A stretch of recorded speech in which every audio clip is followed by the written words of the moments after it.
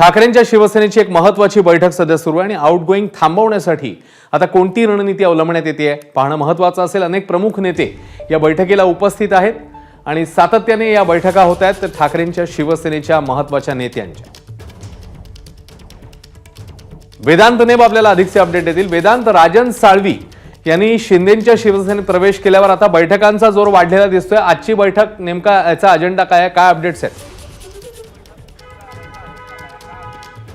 अश्विन, ज्या प्रकारे आपण बघितलं ठाकरेंच्या शिवसेनेचे जे नेते आहेत, ज्यामध्ये आपण बघितलं खासदार संजय राऊत, अरविंद सावंत, अनिल देसाई, चंद्रकांत खैरे, अंबादास दानवे, जे सर्व नेते आहेत, या सगळ्या नेत्यांची बैठक आहे। या बैठकीला उद्धव ठाकरे नाहीत, मात्र नेते पुढील जी वाटचाल असणार आहे पक्षाची त्या संदर्भात म्हणजे संघटनात्मक ही सगळी बैठक असल्याचं कळतंय।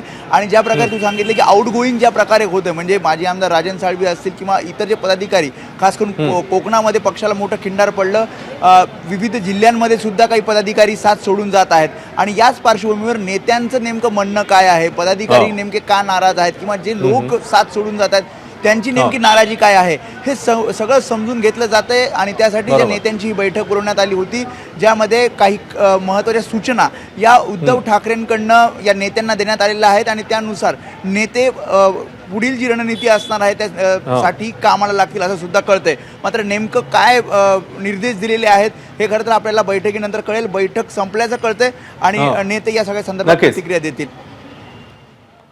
वेदांत, धन्यवाद। बातमीचे अपडेट्स वेळोवेळी जाणून घेतच राहू। एबीपी माझा, उघडा डोळे बघा नीट।